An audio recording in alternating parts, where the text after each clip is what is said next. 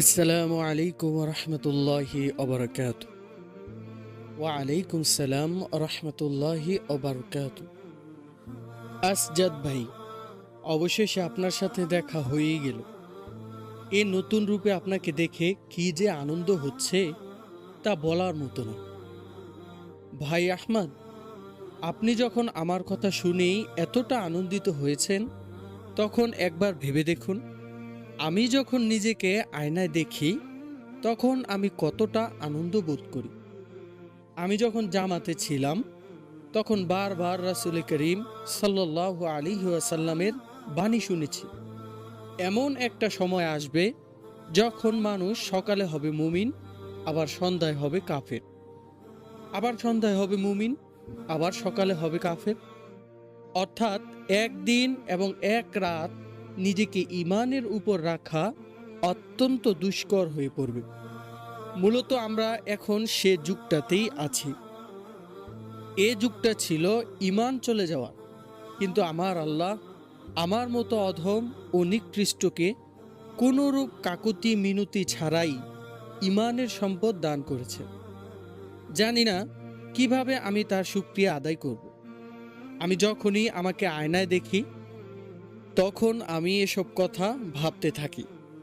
এরপর আমার ভেতরে এই অনুভূতি সৃষ্টি হয়, যে ঘর থেকে আমি এ মায়া মমতা লাভ করেছি, আল্লাহ যেন এই বংশকে কিয়ামত পর্যন্ত হিদায়েতের বাতিঘর হিসাবে কবুল করে নেন।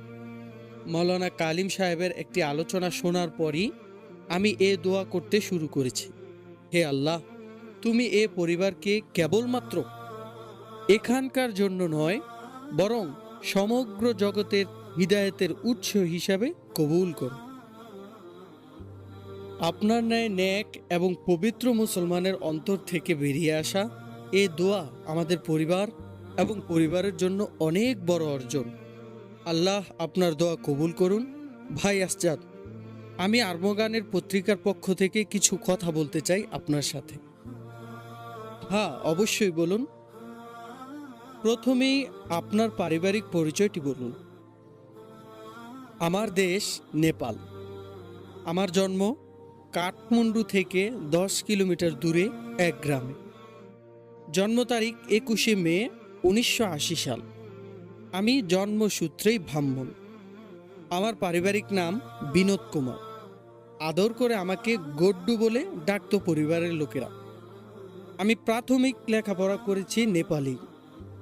বাবা মারা যাওয়ার পর আমার এক আত্মীয় আমাকে দিল্লি নিয়ে এলেন। দ্বাদশ শ্রেণীর ফাইনাল পরীক্ষার পর আমার সে আত্মীয় মারা গেলেন। ফলে লেখাপড়া চালিয়ে যাওয়ার জন্য অত্যন্ত কঠিন হয়ে পড়ল। তখন আমি উলখা জামিয়ানগরে আমাদের বাসার কাছেই একটি দোকানে সেলসম্যান হিসাবে চাকরি নিলাম। সেই সাথে আমি ইউনিভার্সিটিতে বিকমে ভর্তি হয়ে গেলাম। আর সেখান থেকেই আমার প্রতি আল্লাহর রহমতের সুবাতাস বইতে শুরু হলো। মাশাআল্লাহ, আশ্চর্যের বিষয় হচ্ছে আপনার জন্ম তারিখেই আমার আব্বাজানের বিয়ে সম্পাদিত হয়েছিল। বাস্তবে ভাই, এটা একটা বিস্ময়কর দৃষ্টান্ত। হয়তোবা আমার ভাগ্যে হেদায়েত লেখা ছিল, এজন্য যেদিন আমার জন্ম সেদিনই হয়তো হিদায়েতের বন্ধনও আল্লাহ তৈরি করে দিয়েছেন। যদি আপনার বাবার বিয়ে না হতো তাহলে আপনার ছোট ভাই আসজাদ মিয়ার জন্ম হতো না এবং আল্লাহ তার উসিলায় আমাকে হিদায়েত দান করতেন না। এটা বড়ই বিস্ময়ের ব্যাপার। আমার কাছে আসলে বিষয়টি খুব ভালো লেগেছে। আপনার জন্ম তারিখ আর আমার আব্বাজানের বিয়ের তারিখ হুবহু মিলে যাচ্ছে। এবার আপনার ইসলাম গ্রহণের ঘটনাটি আমাদের বলুন, আমরা শুনতে খুবই আগ্রহী। আমি আগেই বলেছি, আপনাদের বাসার কাছেই একটি জেনারেল মার্চেন্টে আমি চাকরি করতাম। আপনার ছোট ভাই আসজাদ মিয়া আমার সম্মুখ দিয়ে প্রতিদিন 5 ওয়াক্ত নামাজ, যে মসজিদে যেত আর নিয়মিত নামাজ পড়ত। যেতে যেতে অন্য বাচ্চাদেরও নামাজের কথা বলতো। তখন নামাজ পড়ে সে ঘরে ফিরত। তখন এলাকার নামাজিরা তাকে নানাভাবে আন্তরিকতা প্রদর্শন করত। কেউ বা ডেকে বলতো, হজরত আসজাদ, আমাদের এখানে একটু চা পান করুন। আবার কেউ বা খাবারের নিমন্ত্রণ করত, বেচারা লজ্জায় পড়ে পালিয়ে যেত। আমাদের বিল্ডিংয়ের একজন চৌকিদার ছিল, সে ছিল মুসলমান, কিন্তু নামাজ পড়তো না। আসজাদ মিয়া নিয়মিত তাকে নামাজের কথা বলতো। একদিন আমিও তাকে বললাম, প্রতিদিন তোমাকে আসজাদ মিয়া নামাজের কথা বলছে, অথচ তুমি তার সাথে কথাও দিচ্ছ, কিন্তু নামাজ পড়তে যাও না। আমিও তাকে বেশ শক্ত করে বললাম। আসজাদ মিয়া তাকে জাহান্নামের ভয় দেখিয়ে চলে গেল। কয়েকদিনের মধ্যে সে চৌকিদারও নামাজ পড়া শুরু করল। দেখা গেল প্রত্যেক নামাজের সময় আসজাদ মিয়া চৌকিদারের কাছে চলে যাচ্ছে, এরপর তাকে নিয়ে নামাজ পড়তে যাচ্ছে। একদিন জোহর নামাজ পড়তে গেছে, আর অমনি সে চৌকিদারের জুতা চুরি হয়ে গেল। আসজাদ মিয়া তখন ঘর থেকে টাকা এনে তাকে নতুন জুতা কিনে দিয়ে বলল, দেখো, তুমি নামাজ পড়ছো, তাই আল্লাহ তোমার পুরনো জুতা সরিয়ে নতুন জুতার ব্যবস্থা করে দিয়েছেন। এটা এক সৌভাগ্যের ব্যাপার। আম্মা আমাকে বলেছেন, যখন চৌকিদারের জুতা চুরি হয়ে গেল, তখন আসজাদ ঘরে এসে খুবই কান্নাকাটি করল। সে আম্মাকে বারবার বলছিল, আম্মা, এই চৌকিদার আর নামাজ পড়তে যাবে না। তার ধারণা নামাজ পড়লে ক্ষতি হয়, জুতা চুরি হয়ে যায়।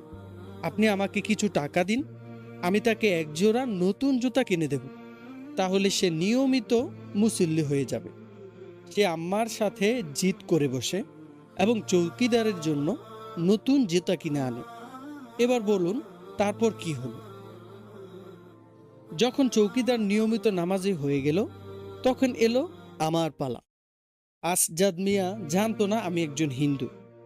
তাছাড়া আমি যখন তাকে দেখতাম, আদর করে আসসালামু আলাইকুম বলতাম। আসজাদু আমাকে বলতো, গড্ডু ভাই, তুমি দোকানে বসে বসে আজান শোনো, অথচ নামাজে যাও না। আজান শুনে যে ব্যক্তি মসজিদে উপস্থিত হয় না, মসজিদ তার জন্য বদদোয়া করে। আমি তখন আসজাদকে বললাম, তুমি যাও, আমি একটু পরে আসব। এভাবে 2 সপ্তাহ কেটে যায়। প্রতিদিনই সে আমাকে নামাজের কথা বলতে থাকে। বিশেষ করে আসর, মাগরিব এবং এশার সময় আমাকে নামাজের জন্য ডেকে নানাভাবে উৎসাহিত করে। আমি তাকে নানান কথা বলে পাশ কাটিয়ে যাই। একদিন আসর নামাজের সময় এসে আসজাদ মিয়া আমাকে জড়িয়ে ধরে বলল, গড্ডু ভাই, আজ আমি তোমাকে মসজিদে নিয়েই যাব। আমি তখন নিরুপায় হয়ে বললাম, আসজাদ, তুমি তো জানো না আমি মুসলমান নই, আমার নাম বিনোদ কুমার, আমি একজন হিন্দু। তখন সে বলল, গড্ডু ভাই, তাহলে কিন্তু বিপদ আরও বড়। তুমি বেনামাজির চেয়েও আরো ভয়াবহ বিপদের মধ্যে রয়েছ। বললাম, সেটা কিভাবে?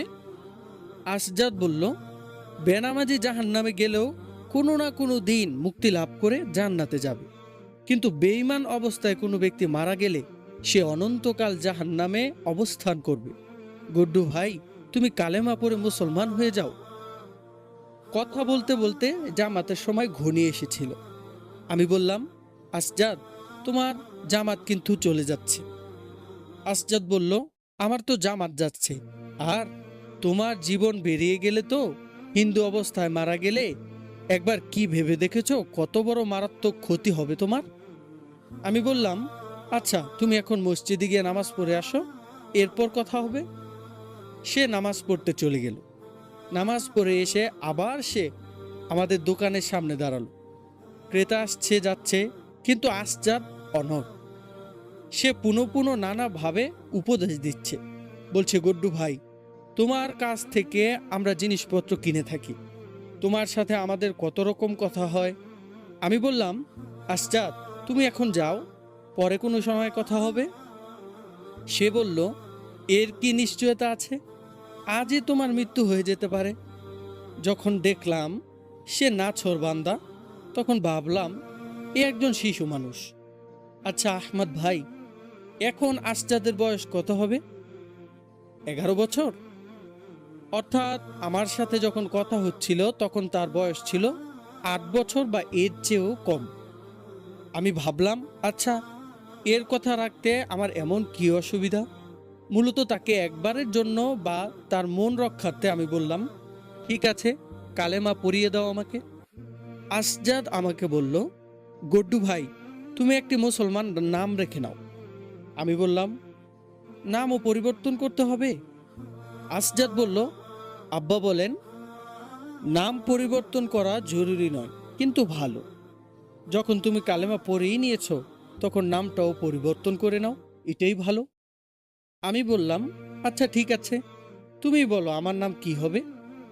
সে বলল, তুমি তোমার পছন্দ অনুযায়ী একটি নাম রেখে দাও। আমি তখন বললাম, আমার পছন্দ তো তোমার নাম, আমি আমার নাম রাখবো মোহাম্মদ আসজাদ। আসজাদ বলল, এতে কোনো সমস্যা নেই, আসজাদও সুন্দর নাম। আমি বললাম, তাহলে এবার তো তোমার নাম পরিবর্তন করতে হবে। সে বলল, কেন? আমার নাম কেন পরিবর্তন করতে হবে? একই নাম কি অনেক লোকের থাকতে পারে না? কথা বলতে বলতে মাগরিব নামাজের সময় হয়ে আসছিল। আসজাদ বলল, এখন তো তুমি মুসলমান, তাহলে মসজিদে চলো। আমি তাকে এড়াতে চাইলাম, বললাম, আমার কাপড় অপবিত্র, আমি নতুন কাপড়ের ব্যবস্থা করছি, এরপর নামাজ পড়তে যাব। আসজাদ নামাজ পড়তে চলে গেল।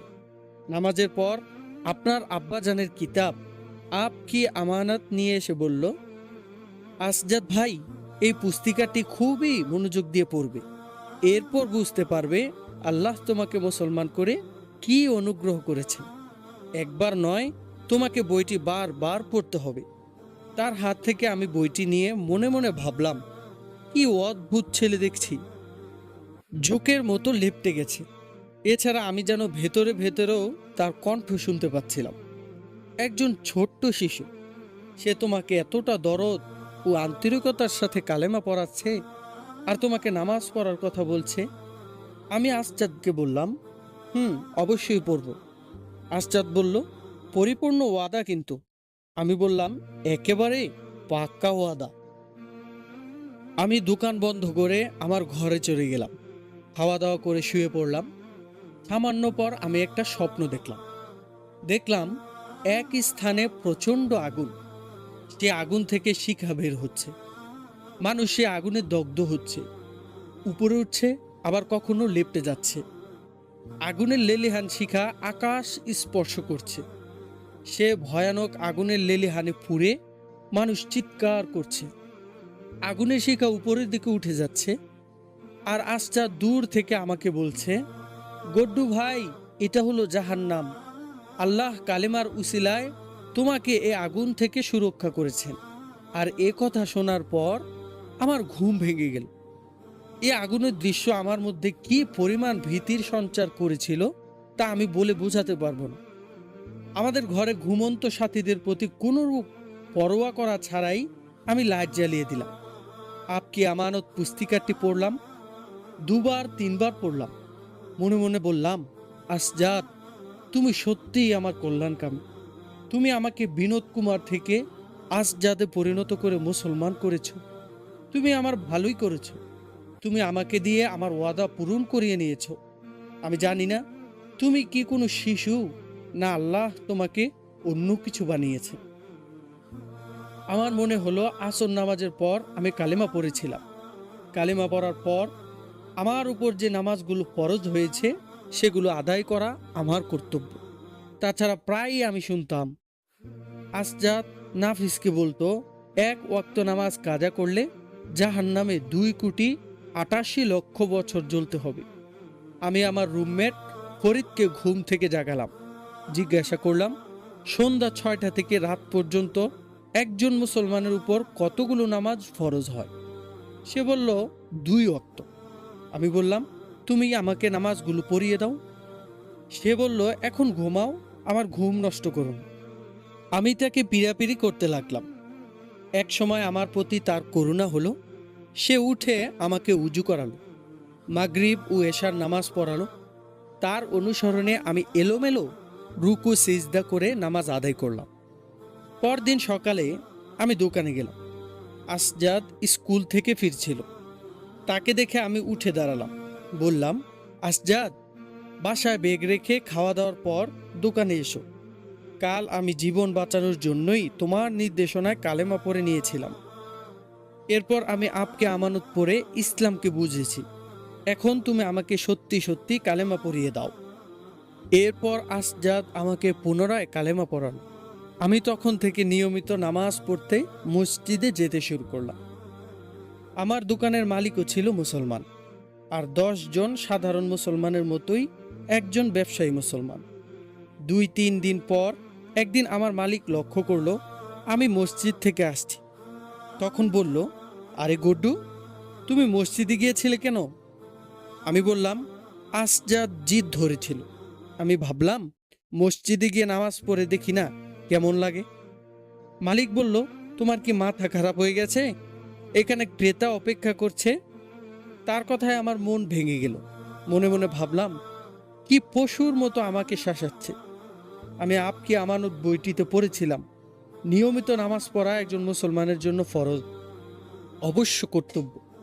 তাছাড়া 1 ওয়াক্ত নামাজ কাজা করায় যে শাস্তির কথা আসজাদ বলেছিল, আমার কাছে সেটা এতটাই কঠিন ছিল, আমার পক্ষে কোনোভাবেই এর খেলাফ করা সম্ভব ছিল না। আজান হলো মহান মালিকের পক্ষ থেকে এক আমন্ত্রণ বার্তা। একজন সাধারণ গোলামের পক্ষে এটা কি করে সম্ভব? মালিকের পক্ষ থেকে আমন্ত্রণ বার্তা আসবে আর গোলাম বসে থাকবে? এর চেয়ে নিচতা আর কি হতে পারে? আমার মনে হলো ইনি হচ্ছেন দোকানের মালিক। হোক না দোকানের মালিক, আমার তো মালিক নন। আমাকে তো আমার প্রকৃত মালিকের কথা মানতে হবে। আমি দোকানের মালিকের গোলাম নই, আমি বিশ্বজাহানের যিনি মালিক তার গোলাম। খেপে গিয়ে দোকানের মালিক বলল, সকালে মন্দিরে গিয়ে পূজা করতে পারো না? তুমি হিন্দু, নিজের ধর্ম করো। তুমি না পার মসজিদে যাও কেন? তুমি মসজিদে চলে গেছো আর আমার 10 জন কাস্টমার ফিরে গেছে। আমি বললাম, আমি মুসলমান, আমি হিন্দু নই। এ কথা বলার পর তিনি আমাকে বাসায় নিয়ে গিয়ে খুব গালমন্দ করলেন। মুসলমান না হওয়ার জন্য আমাকে প্রচণ্ডভাবে চাপ দিতে লাগলেন। তিনি বারবার বলছিলেন, এটা নিয়ে এই এলাকায় দাঙ্গার সৃষ্টি হবে। আমি বললাম, এটা মুসলমানদের এলাকা, আর আমার বাড়ি নেপাল। আমার পরিবারের সাথেও আমার বিশেষ কোনো সম্পর্ক নেই। অহেতুক আপনি ভয় পাচ্ছেন কেন? কোনো সমস্যা হলে সেটা আমিই দেখব। আমার কথায় তিনি আরও ক্ষিপ্ত হয়ে উঠলেন। পায়ের জুতা খুলে আমার উপর চড়াও হয়ে বললেন, তোকে আমি মুসলমান বানাচ্ছি দাঁড়া। এ কথা বলে খুবই বিশ্রী রকমের গালাগাল দিলেন, মারধর করলেন আমাকে।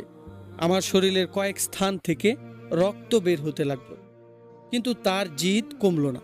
তিনি বললেন, এখন আমার সামনে থেকে চলে যা। এরপর আমার সামানপত্র বাইরে ছুঁড়ে ফেললেন।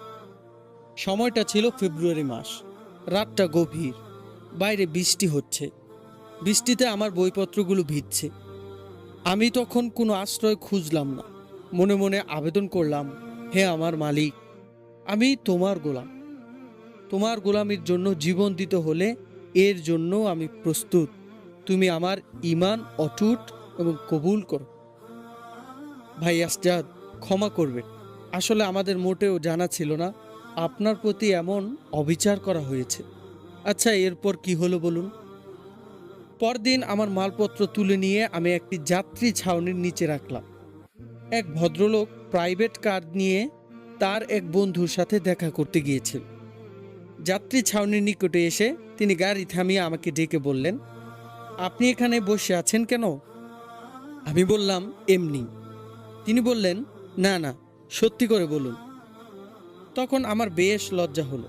ভাবলাম, আল্লাহ ছাড়া অন্য কারো কাছে আমার দুঃখের কথা বলবো না। ভদ্রলোক এগিয়ে এসে বললেন, দেখুন, আল্লাহ আমাকে সৃষ্টি করেছেন, আর আপনি তো আমাকে বলেননি এখানে গাড়ি থামাও। আল্লাহই এখানে আমাকে গাড়ি থামাতে বাধ্য করেছেন। সব কিছু আল্লাহই করেন, তবে আল্লাহ এই পৃথিবীতে উপায় উপকরণের মাধ্যমেই সব কিছু করেন। তার পীড়াপিড়িতে আমি আমার সমস্ত ঘটনা খুলে বলতে বাধ্য হলাম। তিনি আমার সামানপত্রগুলো তার গাড়িতে তুলে নিয়ে বললেন, আজ থেকে তুমি আমার ছেলে, আমার কোনো সন্তান নেই। আমি বললাম, আপনি আমাকে ছেলে বানিয়ে পরাধীন করে দিলেন। আমি এখন থেকে সিদ্ধান্ত নিয়েছি, একমাত্র আল্লাহ ব্যতীত আর কারো গোলামি করব না। আমি কেবলই আল্লাহর বান্দা। আমি এই শর্তে আপনার সাথে যেতে সম্মত আছি। আপনি আমাকে নামাজ এবং দিনে কোনো কাজে বাধা দিতে পারবেন না। আমার কথা শুনে ভদ্রলোক কাঁদতে লাগলেন এবং বললেন, একজন মুসলমান না বুঝে তোমার সাথে খারাপ আচরণ করেছে। এর অর্থ এই নয় যে আল্লাহ পৃথিবীতে আর কোনো মুসলমান নেই। আমি তার সাথে জাফরাবাদ চলে গেলাম। তিনি মুক্তার ব্যবসা করতেন। আলহামদুলিল্লাহ, অনেক বড় ব্যবসায়ী। আমি বিকম কমপ্লিট করেছিলাম। ছুটিতে 3 চিল্লার জন্য ব্যাঙ্গালোরে চলে গেলাম। আমাদের জামাতের আমির ছিলেন একজন আলেম, মৌলানা কালিম সিদ্দিকীকে তিনি জানতেন। জামাতে থাকা অবস্থায় তিনি আমার অনেক খিদমত করেছেন, অন্য সাথীদেরও খিদমত করেছেন। আমাদের সময়টা বেশ নিয়মের মধ্যে অতিবাহিত হয়েছে। আলহামদুলিল্লাহ, আমার সময়টা খুবই ভালো চলছে। জামাত থেকে ফিরে আমি এমবিতে ভর্তি হই। এমবিএ কমপ্লিট করার পর এক আমেরিকান কোম্পানিতে স্ট্যান্ড ম্যানেজার হিসাবে চাকরি নিই। আলহামদুলিল্লাহ, গুরুগাঁওয়ে কাজ করছি। এখন পূর্ব দিল্লিতে একটি ফ্ল্যাটও কিনেছি। আব্বার সাথে আপনার সাক্ষাৎ হয়েছিল কবে? দোকানে প্রতিদিনই দেখা হতো। 3 চিল্লা শেষ করে আসার পর একদিন নিজামুদ্দিনে দেখা হলো। মাওলানা সাহেবের একজন মেহমান তখন নিজামুদ্দিনে অবস্থান করছিলেন। মাওলানা সাহেব মূলত তার সাথে দেখা করার জন্যই এসেছিলেন। নিজামুদ্দিনের প্রধান গেটের সামনে তার সাথে সাক্ষাৎ হয়। তিনি প্রথমে আমাকে চিনতেই পারেননি।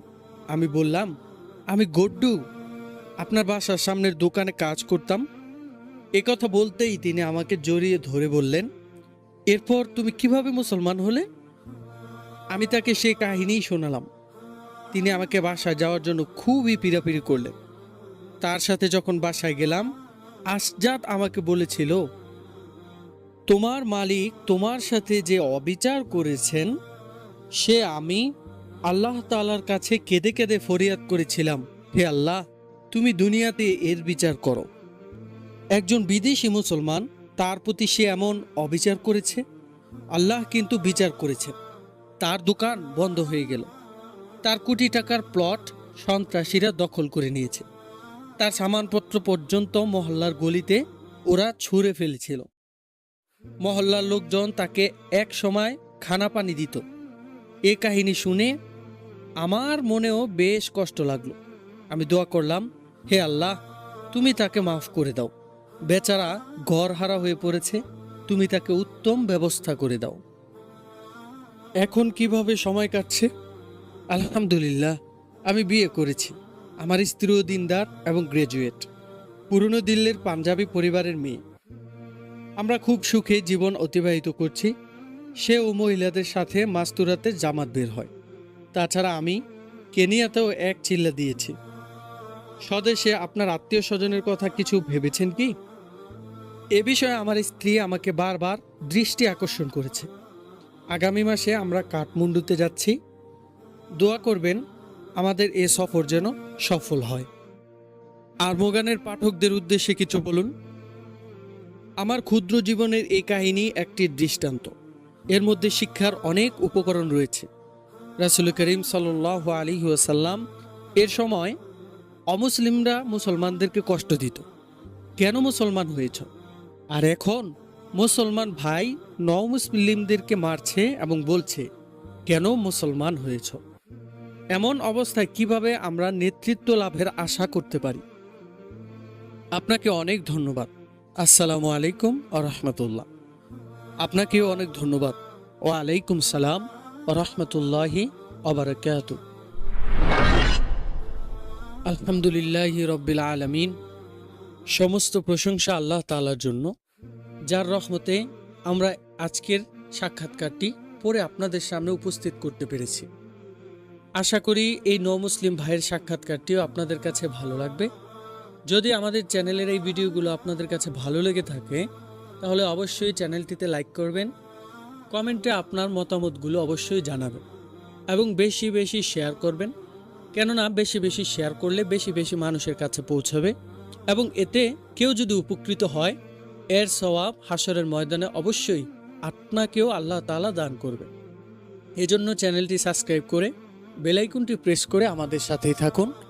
আমরা আছি দাওয়ার পথে উম্মার সাথে বইয়ের কণ্ঠস্বরকে নিয়ে।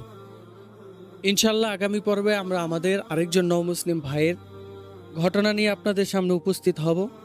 ভাইয়ের ইসলাম পূর্ব নাম নির্মল কুমার, বর্তমান নাম আব্দুল হালিম। ততদিন পর্যন্ত ভালো থাকবেন, সুস্থ থাকবেন, এই দোয়া করি। আসসালামু আলাইকুম ওয়া রাহমাতুল্লাহ।